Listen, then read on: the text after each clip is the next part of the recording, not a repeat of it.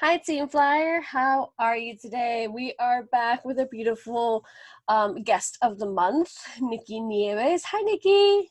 Hello. How are you, my beautiful? I'm good. I am recharged, so I'm feeling good. That's good. I like that word a whole lot. I feel like it's also the word of the year and your life. Evolution and rechargement. Recharge. Yeah. I think that's so needed. All right, so we've been talking to you all month long. Obviously, we talked a little bit about walking in your worth, which is an episode that I absolutely adore. We talked a lot about your nonprofit, but also the message behind that and the imposter syndrome and like so many goodies in that episode. And today we're going to talk about Black Lives Matter, of course, and like finding your voice and how you feel about all this, etc., etc., etc. Before we start, as always, I wanted to give a shout out actually to our episode because that's how you and me met. We met through my other podcast, Latina, hosted with Nastasia. And we did a special, the very first one about Black Lives Matter. We're going to do a roll call list of every single guest that we had that day, which in no particular order. We had Noemi Samuel, we had Natasha Alford, we had Dash, we had Jessica M. Garcia, Nessa, Brianna Salas, Liliana Granados, Ashley Jimenez, Yulisa Arce, Aurora Guerrero, Chelsea Royce Tavares, and our beautiful, also and wonderful Nicky Nieves, of course. So I'll let all the links down below. You can find it in Latina, you can find it in Vimeo. What else? Spotify, iTunes, and YouTube and Facebook. So you can literally find it anywhere, and it's a really good conversation.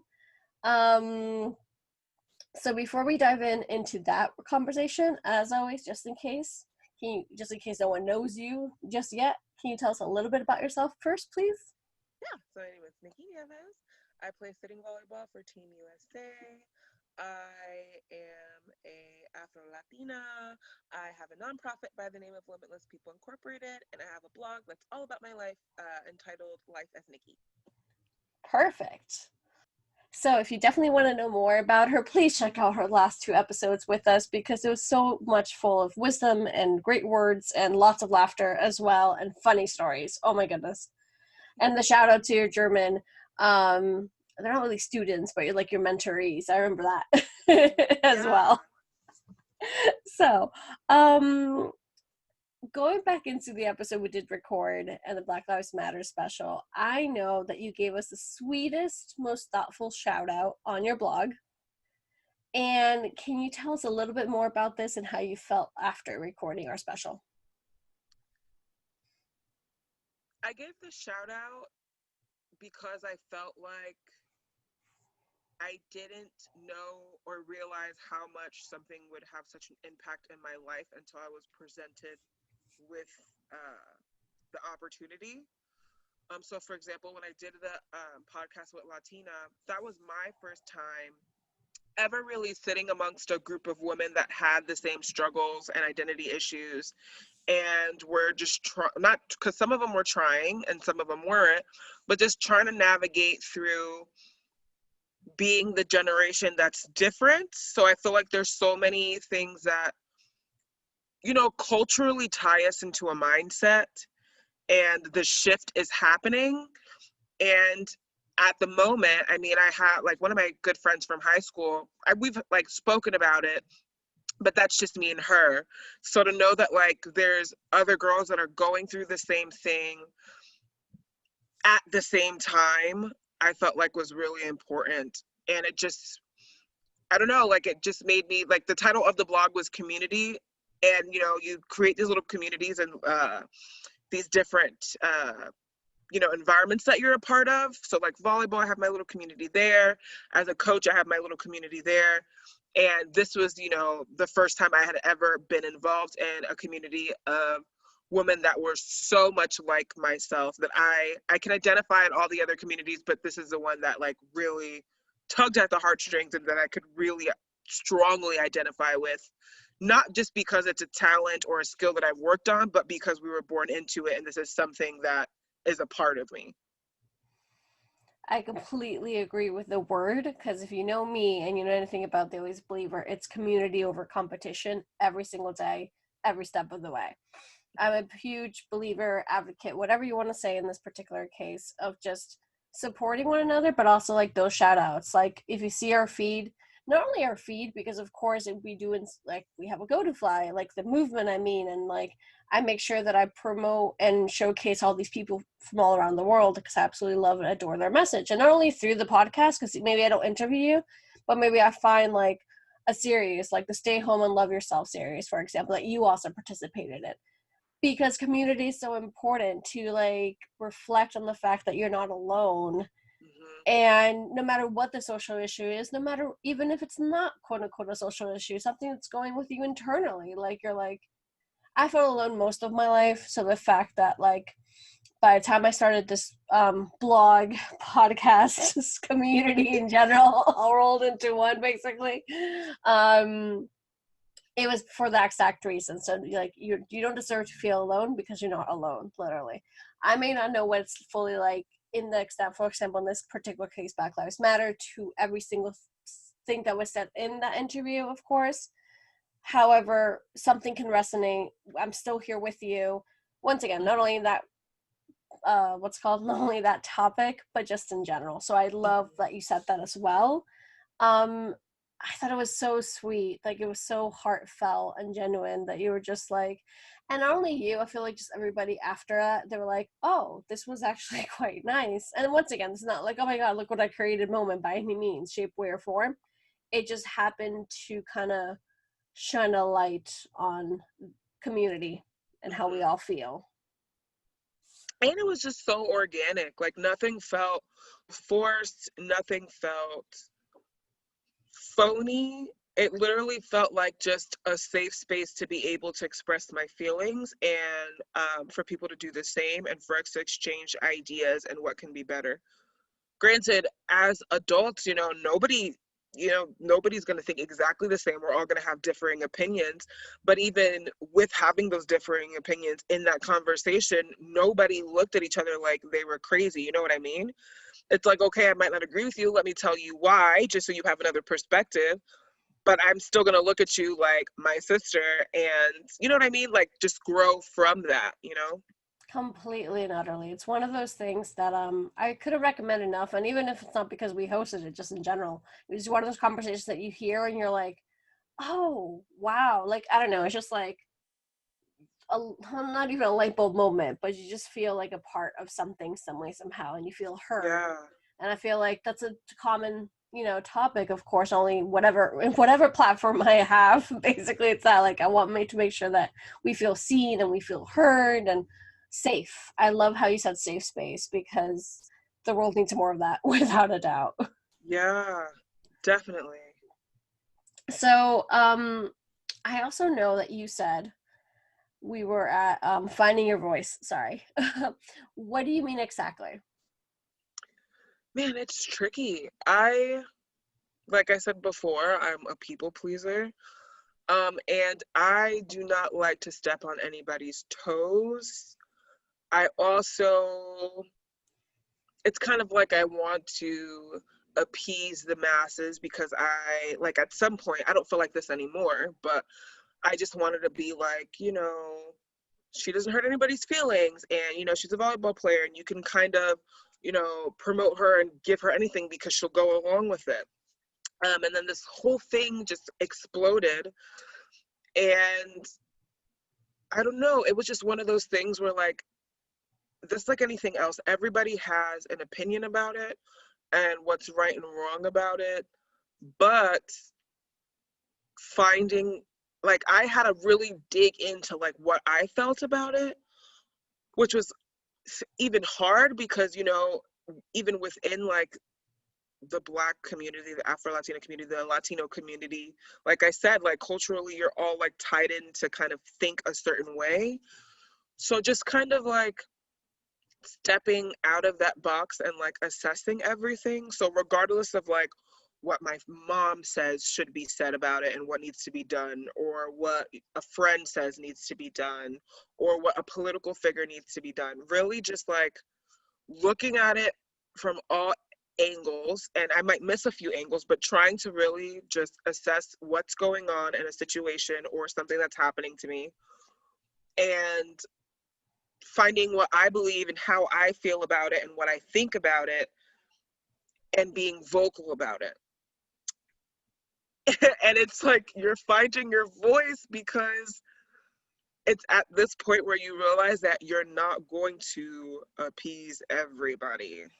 And that's like my big thing. Like, I think, I told my mom this, I was like, the only people that I'm not so afraid about making upset is my family. And I think that that's because they're my family. I know they're going to love me regardless. You might not like what I have to say, but at the end of the day, as angry as we are, I'm going to go to bed still loving you. Um, but on the outside world, outside of family, no. Not to say that, family is obligated to love me, but that's just how we are. On the outside world, it's like, no, she said something crazy, even like with cancel culture, you're canceled, you're done, nobody's looking at you anymore, that's it. So, like, finding your voice, like, just being like, okay, this is what I believe. It might not make you happy, it might be the complete opposite of what you're like saying and what you believe in, but this is how I feel about it, and I'm going to say it. And it's just kind of spiraled from there in like all aspects. So, like within my family dynamic, saying what I feel, um, with my friends, with my teammates, it's just been, I don't know, like this thing, like, okay, what do you think about it? Don't be afraid to say it. And it's really interesting because in church yesterday, there was a guest preacher and he was talking about how he's like, this is how I feel about it. And he gave his reasons why he felt a certain way. And he said, at the end of the day, I'm going to say what I have to say. And if people decide that they're going to unfollow me on social media or block me, so be it. But this is what I'm standing on. And that like resonated with me because I was like, that's like finding your voice. Like, he's not going to appease everybody. Like, preachers worldwide, regardless what denomination you're in, you know what I mean? Like, they're not going to appease everybody. And these are the people that you look to as spiritual leaders for guidance. You know what I mean? And I feel like that's a heavy role. So like, I was like, well, if he's not afraid to do it, like, why am I afraid to do it? Like, you know what I mean? Like, why am I afraid to say something? Like, this is how I feel. This is like this is what I know thus far. And I've researched this, and you say this, but I say this, and I'm just gonna say it. And it might land on deaf ears, but I'm standing on what I feel to be true and what I know to be true, and I'm using my voice to do so.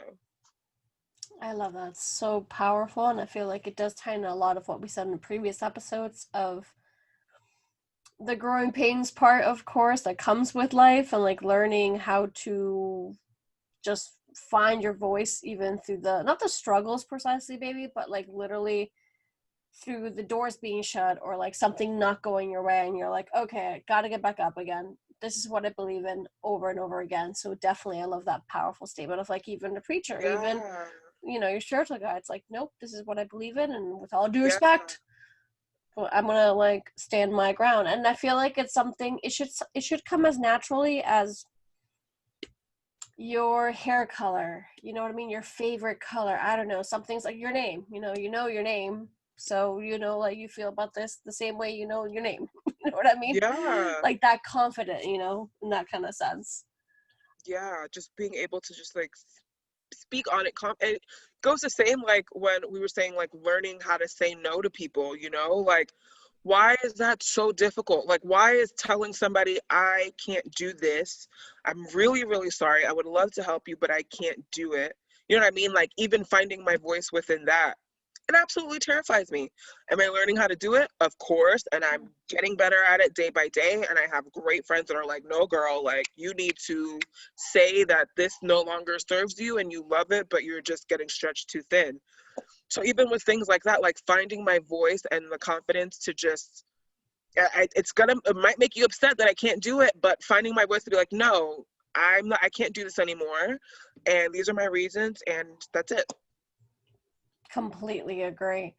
I know for a fact that you got so much knowledge and stories you want to share, and that you have learned a lot. So let's dive in first to what other lessons you've learned along the way. Um, with like using my voice. Yes. Mm, One really big one has definitely been between my mom and I. And that's just being absolute, like, I've been trying to be my honest self with her because I feel like you can't, like, people, let me back up. Relationships across the board are different with each person, right? A boyfriend, a mother, a sister, a cousin. And within those relationships, if you're expecting them to grow, there's some level of vulnerability that you have to have with them. And especially in this year, like anybody else, me and my mom, we have differing opinions on some things, and some things we're like strongly together, like no. Um, but definitely just finding my voice and finding the confidence to be a little more vulnerable with her to tell her what's really going on internally. Because I feel like when you don't use your voice, there's that kind of level of you're just expecting them to know. You're expecting people to just read what's going on at face value and then just assume that they know? And finding my voice with her included being honest and vulnerable so that she knows that what's going on and I'm not expecting something different because that's not fair to her. How she decides she's going to handle that information and deal with it emotionally and whatever she wants to do with it, that's on her behalf. But on my side, I'm like, as long as I know that I was completely honest and I stood my ground and I just told her what was really going on, I feel like that's the best way we could move forward. And even with that, like, that was a growing pain within itself because I don't know, like for me, there's a lot of things that I just rather would keep to myself than share with anybody, best friend, brother, sister, my mom. Like, I'm just like, no, this is for me. But even with that, I feel like our relationship has gotten a lot better because now, like, she's kind of understanding where I'm coming from and understanding the emotions behind it. And because there's that level of vulnerability on my behalf with her, it's been reciprocated. So, like, she's more open to, like, using her voice and telling me how she felt and what she did or didn't like about it. And it's helping kind of break down, like, the miscommunication and, like, the mistrust. Not to say that it's super like easy whenever I'm like, I did not like that. You know what I mean? But it's definitely cool to be able to compare where we were a year ago to now and see that like now she's more open to like me talking and voicing my opinion and vice versa. And even in those moments where like we might not agree, still offering some kind of like comfort and a suggestion or like advice to like best deal with the situation that might be outside of us or whatever's going on like between the both of us. I really appreciate that take, especially when you talk about your mom, because it's something that people don't talk about a lot, I feel like, when it comes to like talking about your own family relationships, because they're like, oh, we can't talk about them because, it's my mom or it's my brother, and like I have to be respectful. And I'm like, just because you talk about them in this way doesn't mean you're not respectful. And also, I feel like people need to understand that they, once again, they aren't alone. Because if Hmm. the few times I've mentioned it, either in my personal case or a lot of my go to fly guests in general, it's we get that comment back like, "Oh my god, I thought I was the only one. I thought I was the only one who felt Yeah, this way with like my cousin, my sister, my I don't know, you know what I mean." And yeah. especially when it comes to parents, I feel like they'll bake labels, at the end of the day, because that's what they are. I mean that kindly as well, but to make sure that we get more stories like yours. That's definitely why I asked. Because as well, you said it previously, not in this episode precisely, but like the journey to equality is going to annoy the heck out of people, even family. So like I love how Yeah, you also pointed it out on purpose. So people are like, yes, even family. yeah. It's tough, and it's like it's just one of those things where like in those moments when you're most frustrated, it's almost like you don't see the benefit of like even discussing it. You know what I mean? Because you're so frustrated, you're wanting to be understood, even if they don't agree. And when you're just starting out, you're like, why am I even doing this? Like, why am I even saying this? But then like as time goes on, you see like the little changes and like the light bulbs. And on top of that, for me especially, I feel like I've recognized and I've realized that like my mom is human for the first time ever in my life. And not to say that she wasn't human before, but like I feel like with the big labels, we kind of put them like in these boxes that we expect them to know. And you're supposed to like do X, Y, and Z. And you're, and it's not fair because at the end of the day, like she's still human. She still feels, she still gets upset, happy, whatever the case may be. But I'm looking at her like she's my mom and she has to be like this kind of robot. So just being able to like voice what's inside and her do it vice versa, I'm like, wow, It's a really? huge Like, step. That's yeah. so admirable because I mean I have my own issues with my mom and it's really similar to that. Hmm. Because of what you said about the box, or like you put them up in a pedestal, whatever you want to call it. We put them in this case like, oh, just because they're a mom or they're a dad, like you said, you realize. I mean, I guess it's a realization. Is like the more that you become an adult and you do adulting stuff, responsibilities and all that, you're like, Yeah. oh, they're human too. Okay, they did do the best they could, and and Yeah. here we are. So like, you got to listen to them, and I really appreciate the word of advice that you keep giving us because it opens up your eyes a lot with this generation, and I guess this age range. I mean, if it could be younger, great. Go talk to your parents in a kind manner and like please understand that they're human beings, because I feel like that's a Yeah. lesson that takes a while to like comprehend in your mind. Yeah. Definitely. Just a little while. I know it does. Um Yeah.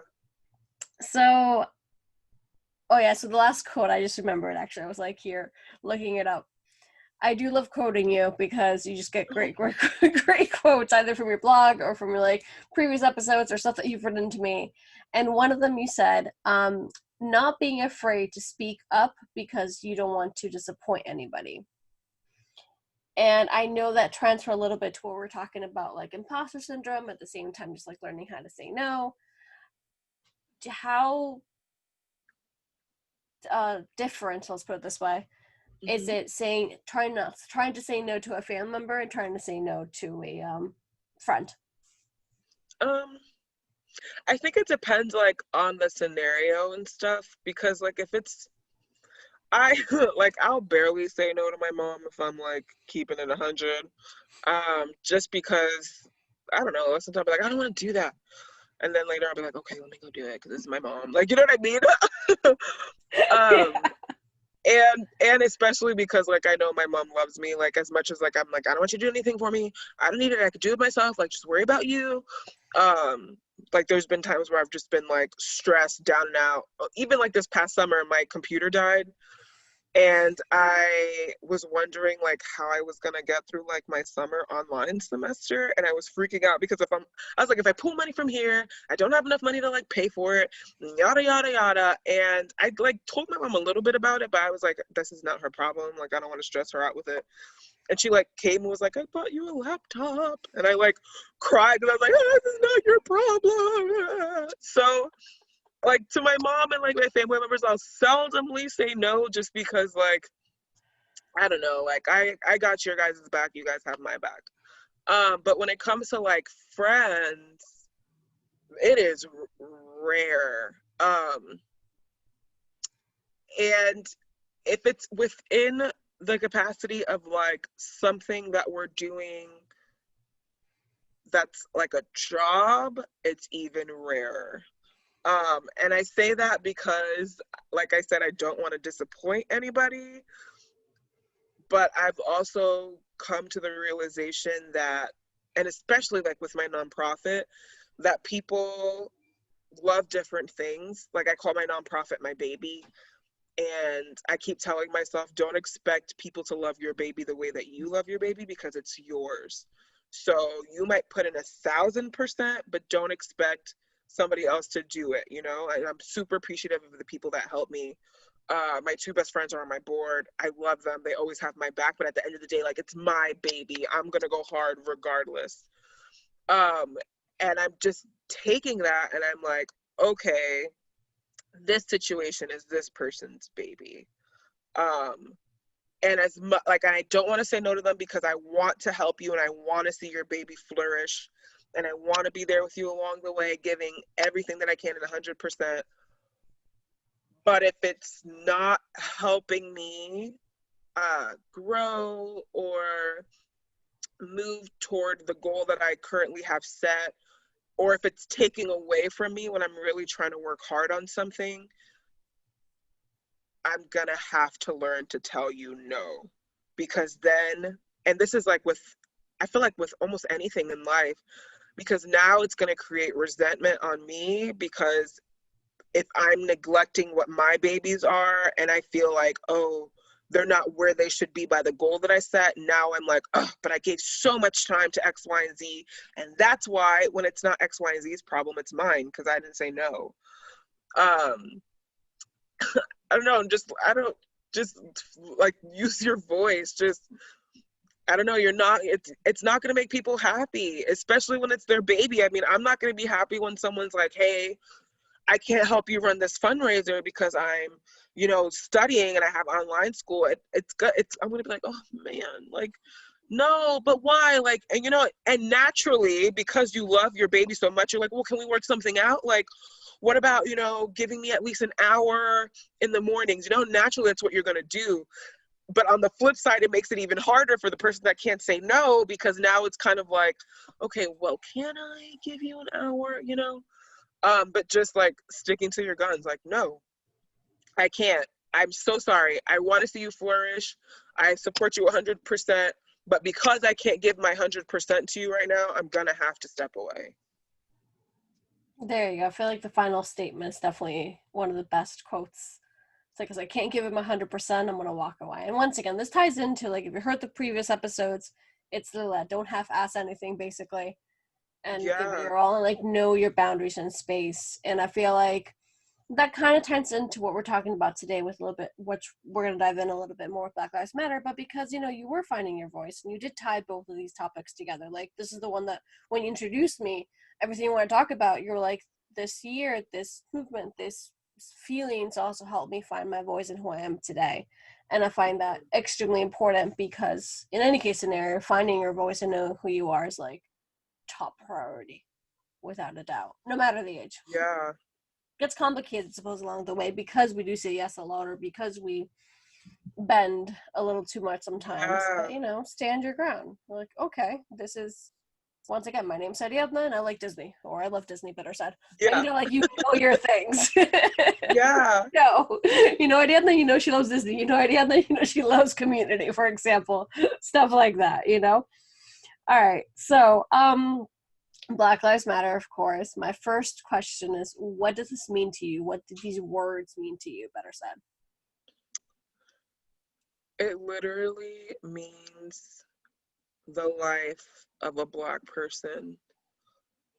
And I don't even, a lot of people like to associate it with like, oh, Black Lives Matter, the owner is a fascist, da da da da. But when I think Black Lives Matter, I don't even think about like, this might sound weird, I don't even think about like the organization or the people that run it. I think about individual lives of Black people that matter. Um, yeah, I don't know. And that came to my brain the other day because I don't know, I just look at it so separately that when people start going in on like, this movement does this with their money and da da da da, and they're political and they're all of this, and I'm just like, what? Like the two don't, like, they go together, yes, because the org is advocating for the Black lives, and that's like what they're doing, like fostering opportunities for equality and moving forward and fighting at every chance they get, um, which is great. But I don't even think about like the leaders of that organization or anything. I'm just literally thinking about the life of a Black person and how to use my voice to get people to understand that we should all be equal and that it's not about, people say, what about blue lives and blah blah blah, and it should be all lives. And I'm like, it's not that anybody's life is less than. I'm just trying to have you understand that they're not given the same resource. Just like Limitless, I'm like, okay, so think about it as in terms of like my nonprofit. I literally created it to give more opportunities for people that didn't have those opportunities or resource, with the thought of, hey, I made it here. What is it that another person would reach if they just had like a small percentage of what I had? You know what I mean? It's the same exact thing, just transfer it to Black lives. What, would Black people be, or a Black person, what would this Black person achieve if they just had a little bit of the opportunity and resource that everybody else has? Exactly. Because even my next question was going to be, what does a movement mean to you, of course? But you kind of already summed it up as well. That I like that you keep it separate, because I got asked that the same thing the other day, and I'm like, I don't even register the two together. Like I do, but I don't. It's kind Yeah, of like, for me, it's just like what you just said. It's like the individual person, like that life matters yeah, completely. So that was one of my next questions about the movement. What are some of the things that you have learned during this time? man. I've learned that people, they'll listen, but there's a difference. And like, this is, everybody's heard this, but there's a major difference of those that are listening to understand and listening to give you a rebuttal. Um, and I've had, numerous conversations with different people about it, and you can definitely tell when people are like really listening to understand you or listening for a rebuttal. And there's even been situations where people will stump me, and I'm just like, I've never thought of that. And I'm like, I'm not gonna, like, let me go back and look on that. You know what I mean? Because A, I don't want to give you an uneducated guess. And B, I see where you're coming from. I don't really get it, but I'm gonna go look on it. You know what I mean? To whereas like some people, like, I feel like I'm telling you and they're just like, yeah, whatever, but um and it's really just taught me that, like, the whole shift that I spoke about earlier, how like this generation is literally like the one that's like shifting. And it's really cool because like you'll see Gen Z and they're just like, "Wah!" and they're like saying whatever they want, and I'm just like, man, it's gonna be like really like cool and open for you guys because you guys really don't give a rip. But for us that are like closer and like the generation that's shifting, like I We're like right in between, but we are the generation that's shifting. I completely agree. I say it all the time yeah, in a whole different perspective sometimes because more spiritual, whatever. But it's like, no, it's the shift in the air. Like, I think if you yeah, don't, because I work with the youth as well, much like you do. I work with teenagers, much like you do. And I'm like, you guys could just say what you like and you're fine. I mean, yeah, of course, there's negativity and bullying, and I understand because there's always going to be trolls. However, there it's not the same way, it's not viewed the same way, or it's not taken the same way. So yeah, we're definitely the yeah, generation of just like change and yeah. shift. So it's crazy because you literally see it right before your eyes. And then even like with trying to like explain things like Black Lives Matter, um, to the older generation, our parents and stuff, just how like different we think. Um, and of course, because I like I said, I feel like they're the last in their generation to have to had gone through all of the things that they went through. So even for them, like really recognizing, for them seeing this all go on now, they're probably like, what in the world? Like, you guys are lost. Like, you know what I mean? Um, so I don't know. It's just, this whole movement has really taught me to just look into things. Like I said earlier, like finding your voice, look into things, educate myself, really just process everything, and then be able to give people my educated perspective, and not just throw things out to people, because then people are quick to say like, but no, that's not true. But I'm like, well, yes it is, because X, Y, and Z, because I've educated myself on it, you know. Exactly. Did you give yourself some grace period with everything that like went on, like you took a step back for a quick second to kind of um center i think yourself? I think it kind of just like naturally happened. And that's just because when like the riots and stuff and the protesting first started happening, oh my god, like it was just a lot. Like I felt bombarded, and it's weird because like I don't feel like anybody in my household realized how I was feeling. And it's just, different of lifestyles. I felt bombarded seeing all of that stuff. And then, on the athlete side of things, all of these conversations are getting started. Um, Man, and it's just like a lot. And then, the two are coming together.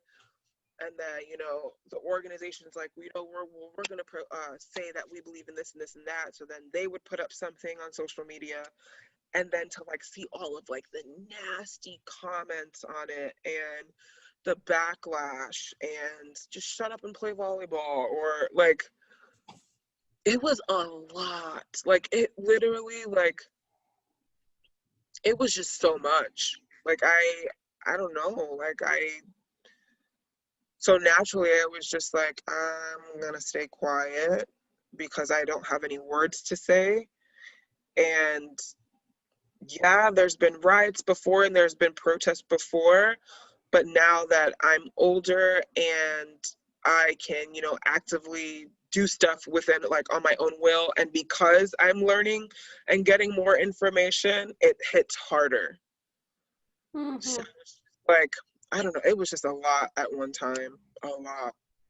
And sometimes I still feel like it's a lot, but because like, time has gone on and you're learning how to like take things on. Like now I know that like when stuff happens, I can't be on social media a lot. Like I want to know all the details. I want to know what's happening. I want to know, like I said, I want to educate myself.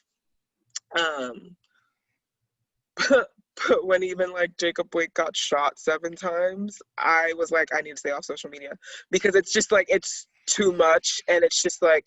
But now I know that. To whereas like when George Floyd got killed and all the protests were happening and stuff, I don't think that I had like it was just a constant, like just constantly going on. I'm just constantly taking in this information, constantly seeing, the backlash and what people are saying, and then watching CNN and seeing, the protests and things going up on fire, and then on Facebook, like there was no stop to it. Like I didn't cut myself off from it. But now I'm like, Nicole, like you have to like back up for a second. Exactly. And I feel like first and foremost, what we keep repeating in every single episode is that love and that self-care, and knowing your, not only of course knowing your worth, because I was going to come automatically, but in this Yeah. case knowing your limits in a good Yeah. way, because you're there also to educate yourself no matter who you are. Like I love that message once again that you have, because you're like, let me step back, even if it's subconsciously or not, even it's kind of like, oh, I actually did that organically. um but you also took the time to make sure that you educated yourself. So when someone did say something, you're like, oh, but you know what? This. Hmm. Because I'm sure you had plenty of comments, obviously. We did talk about it briefly, Yeah. and I'm sure that it's like a non-ongoing thing. An Yeah, ongoing thing, sorry. definitely. My God. Um, so, actually, I'm going to tie this into a little bit of what you said earlier. We did talk about this in the Latina podcast, and I wanted to add this to this particular conversation before I continue asking a few more things about Black Lives Matter. You had the statement, well, not you, the whole, all our guests had the statement, and I loved your opinion about this. And it's the typical opinion, quote unquote, of celebrity should stay out of politics. And I wanted to hear your opinion again for here for Team Flyer, basically. It's so stupid. It's so stupid. Like you you want me to vote and you want me to, get you into office. Can I count on your vote? But I don't have any say on the person that's going to directly impact me. Like that makes no sense at all. Like so I'm literally just here to like shuck and jive for you. Well, not me personally, but like, like celebrities and stuff. Like what, they're just there to like shuck and jive for you even though they get affected, but you like they can't say anything. That makes no sense. And literally like point in case like Black Lives Matter, like celebrities are people too. Like it doesn't make them any less able to speak on something because they're a celebrity. Now, are all celebrities created equal? No, just like all people are created equal. Everybody has differing opinions. Some might sound crazy and some might sound great, But at the end of the day, if you were to take away the celebrity title from them, they're another person, and their vote and their knowledge on like what's going on politically and the ability to speak on it and how it affects them is just as good as anybody else's. I, for one, definitely agree. I do follow a lot of not like celebrities per se, but what's it called, like activists and people who are actually trying to make a change in the world, better said. But Mm-hmm. even with the celebrities that are like football players, soccer players, and this, I always think of soccer like I always say, but still, singers and things like that, it's like what you said, they're human being as well. And sometimes they put something political and you really quickly see the comments and they're like, no, you should like stay to stinging and stay to dribbling, like you keep saying. And you're like, why? Like they're human beings as Yeah, well. Like just because they're a famous X star of Hollywood to whatever you want to insert in this little scenario, yeah. you still are human beings. And I like what you said. It's like you want us to vote, but then you don't want us to have an opinion. Like, what the Yeah, heck? and I get it. Like sometimes some celebrities they say crazy stuff, like really crazy, and you're just like left scratching your head. But look, people that aren't celebrities say crazy things too. So like, Exactly. Like I understand like you have a bigger platform, of course, and you're like you want to be a good role model, but at the end of the day it doesn't matter who you are and the people that you have. It's just your opinion, like you just said. yeah, Celebrity or not, or even if they're not celebrities, you can just have a whole bunch of followers because X, you know what I mean? They own a company. yeah, They can still say a really crazy thing. You're like, it's literally the same thing. yeah, So I loved your opinion, obviously, and I know how passionate you were the first time we talked about this. I'm like, okay, we gotta pinpoint this in this one. So all the things that you've learned through 2020, through your life, but with Black Lives Matter, taking it easy in a good way, obviously, is taking kind of like baby steps and deep breaths before you go mhm. out there and fight the good fight. How do you think we can produce longevity in all this?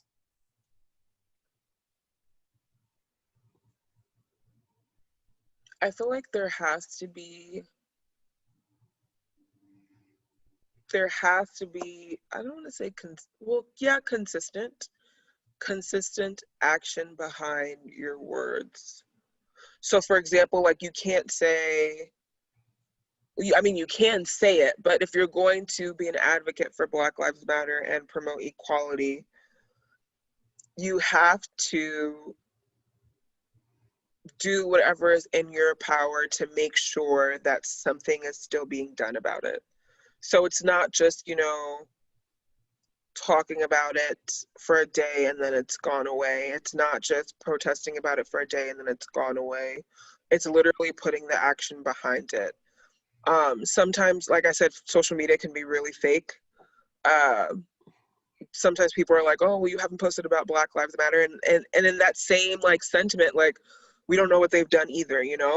Um, People have differing opinions. Yeah, they would like to see, people use their platform more to talk about Black Lives Matter or to see what that person is doing to advocate for the change. But ultimately, you can post about it until you're blue in the face. What are you doing in real life? Are you, and even if, some people feel like I don't have that much power to institute change, because I feel like a lot of people look at it as, I don't sit in a political office. I am not, I don't sit, at the board of like a big, huge corporation. But for me, I'm just like, what are you doing for, like, to give your 2 cents? You know what I mean? To give your 1% to the change. So, like, and like with Limitless, am I creating opportunities for, Black kids to be involved in volleyball and to have these camps and to have these opportunities to play? Other people like, oh, I'm gonna do this, or I'm gonna like create this program. Are you reaching out to make sure that your program has all walks of life with Black people included? So it's just doing whatever you can in your power to be able to change, and then really educating yourself and using your voice to educate others. One of my big things within sitting volleyball is I always like to at least introduce somebody to it if I can't get them to play it, because through that, there's the chance and the hope that they'll spread it to somebody else and it'll just keep growing and growing and growing. With that, your education on Black Lives Matter and how it affects communities, how Black communities are affected, in the workforce, not getting paid the same, communities that are redlined, jobs that are offered, scholarships that are offered, even spreading that education to other people, and they might be like, I might not agree, but, out of the 100, you might get 10. And from those 10, they might go and educate somebody else on it and educate somebody else. And it keeps kind of going on, and it will reach these people that are in higher positions and these people that are in corporations that have the power to look at who's being hired, that have the power to, provide more opportunity for someone to move up in the ladder and growth in that job or in that corporation. You know what I mean? So it's just, even if all I can do is speak and educate people on how they could make a difference or what's happening right now, then do that so that the fire doesn't die. Because what we see is all these protests, and there's still cities that are out protesting right now. And if your contribution is posting, oh hey, this protest is still going on because yada yada, so people still know, it's still keeping the fire alive. Because what happens is we have these protests, we riot, and we're angry, we want this and this and that, and then it just kind of dies down. And then, we're back in a place where everybody's just, hey, this really sucks, but it is what it is. And then something else drastic happens and it comes back out and we're fighting, and then it dies down. So it's not letting, the fire die out, and just, we're constantly fanning it, doing what you can, bringing your fan to the fire, regardless of how big it is, to keep it going. I love that. Keep the fire alive, without a doubt. I love that analogy as well, because it definitely fits the mold, without a doubt. And I love how you said as well, um, that even if you talk to 100 people, only 10 people sign up or 10 people listen, it just keeps on spreading. I mean, that's what I always say here at the Always Believer, just in general, like, just start somewhere, tell someone. And I always say in some podcasts, I'm like, even if I only have one listener with like whatever, like that's fine, it goes somewhere at least, and Yeah. I know we have more than one listener, and I'm very thankful that it grew so quickly. But that's not the point. The point is, like, just keep spreading that message of Hmm. positivity, because at the end of the day, it's heartbeats out there. It's like people listening, people who are actively wanting to educate themselves and looking for those kind of responses, no matter where you go, obviously. Yeah. So I love that. Definitely. Another thing I want to talk to you about is your Afro Latina loud and proud. Yeah. I love that. Of course I do. So, do you feel like even through the darkness of what's going on, you can still see some light and unity? Um, yes and no.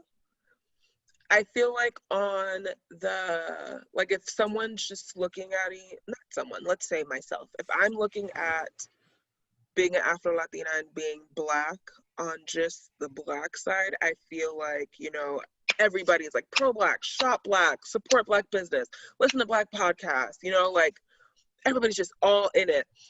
But if I look at, the Afro Latina side, which I mean, they're both one and the same, but like, there's, let me look at, South America and the Caribbean and how that's coming together.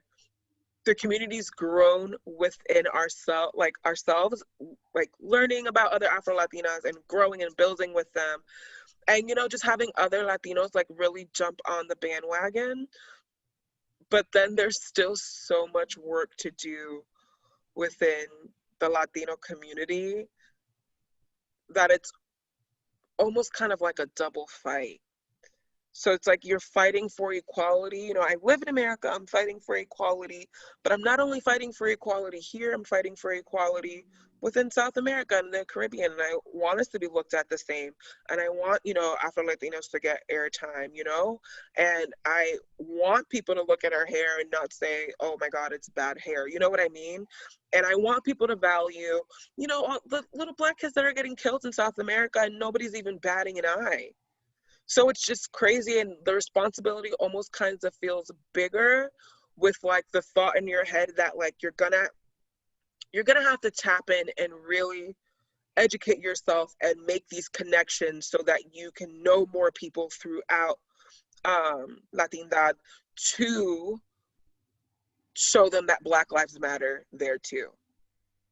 So not only it's like this huge, it's like a big thing right now in America, but in the Latino world, it's just kind of like, oh, we, kind of like Chihuahuas, like we're all like, "Ruff, ruff, ruff, ruff, ruff," like going off, Mhm. and then like everybody's like, oh, okay, and like they just like keep walking and like not even like really batting an eye. You know what I mean? So I don't. I'm loud. I'm proud. I love it, but there's still so much work to do. Yeah, I've discovered that recently. I mean, I say it not as often, I guess, not on every single episode, but I did live in Spain for like a long time. I still lived in Europe for about 16 years. So I came back to the States last year, and I came back to not only all this, of course, but also realizing how different our worlds are, because I didn't realize, not that I was ignorant by any means, but this is what happens when you grow up in a different country, period. Yeah. Like, you didn't realize so many things within that. It's not precisely the same what we're talking about, but it is an example that I used the other day talking to a friend of mine, and I'm like, she was saying, being bilingual is your superpower. Like, you should be proud of being bilingual. Like, don't let anyone like tear you down. And I'm like, of course, that's like common, right? Once again, this is my mindset from Europe. Not that Spain's fully bilingual, no offense, you guys, but still, you still have two languages. In many, many countries around Europe, you have, two or three languages. So once again, for me, it's completely common. And they're like, not here. Not here. People like get shut down because they're bilingual. So something like that, something like being Afro Latina, for me, is completely normal. I have a lot of Afro Latina friends in Spain, and like, it's kind of like, not even a thing. It's the opposite of a thing. It's normal. Like, why would you point that out? And I don't mean that in a bad way. I mean that, like, oh, Whereas here, like you were saying, it definitely has like that long way to go, and I'm just like, whoa. So anything I can, I mean, any way I can, I always showcase the best of my abilities. Like, everyone just like comes my way, um, because we all need a place, a safe place to like just express ourselves. And I'm always gonna mention it. Like, if you're Afro Latina and like and the person's loud and proud, much like you, I'm like, of course. Like, why would I not? Why would it take that away from me? That's part of your personality. Not personality. You're part of who you are. Sorry. I swear, my brain sometimes. I'm sorry. Give me a quick second. Okay, so I was looking for the next question. I really wanted to also ask you is, do you see the difference between the people in your life pre-COVID, pre-protest to now? Let me think about that. To be honest, I think the only people that have shown their true colors have been family that I might not be too close to, and the friends that you have on Facebook that you don't really interact with, but like you'll see them on the feed. Of course, like immediate family, we different opinions on a lot of things, which was expected because we're already naturally like that. But as far as like my close circle, so I know a lot of people. I don't really like calling them acquaintances. I would say friends because, like, if I'm away, like I'm comfortable enough that I'm like, oh hey, come hang out or like come do something. But like my really close circle of tight knit best friends, there was no change. There was no change. Like I don't know, it's just kind of like something terrible that happened, and we've discussed it. Some of us have had like just uh not Zoom meetings, but FaceTimes, like with more than one of us, just to like talk and to like check in with each other and see how we're doing emotionally because everything has kind of just been, going crazy. But besides that, no, like, and it's really cool to say that because I feel like I've gotten to a point where I've weeded out and I've maintained, because these people haven't been my friends for years, have maintained a really close, tight knit group that they're like my family and we think the same. Little things here and there we might not agree, but as far as like big things politically, especially within like Black Lives Matter, we think the same and we're all on the same page. That is really cool to say because you would have a really good support system, which is one of the most important things you can have, without a doubt. Yeah. That's cool. That's cool. I like it. So of course, as we already know by now, you definitely use your platform for good. How important is it for you to speak about these topics? About this particular subject in particular, for example? Very, because I know so many people who were like me that were afraid to say something because they didn't want to say the wrong thing and because you want to appease people. But even if you get like a little like a little ounce of hope because you saw me do it, then take it and run with it.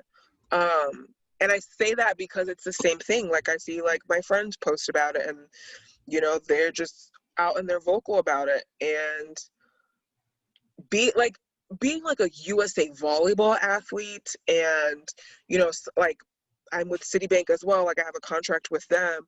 Like for me those were two really big things that I was like, oh, I don't want to say the wrong thing and I don't want to make anybody upset. um but still finding the confidence enough to voice my opinion and understand that like this is me. Like, this is me. I'm not saying anything that is directly against any of these organizations' beliefs. I'm literally saying that we should all matter and that we should all, have the same opportunities. And Black people are not given these opportunities. You're So stating yeah, with facts, those, basically. yeah, like I want people to see that, like, hey, she has all of these things going on, and she's, within these big organizations, and she's still speaking up.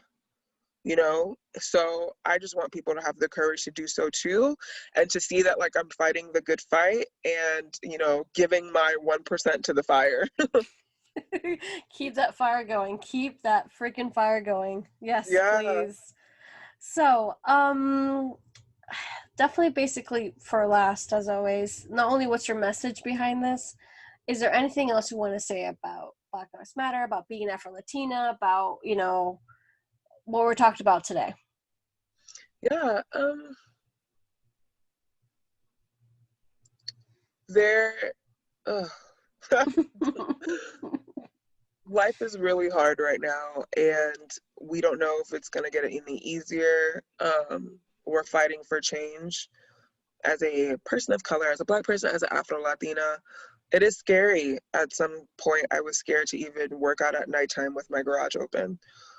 But at the end of the day, you just got to keep on fighting for what's good, for your right to be treated as an equal.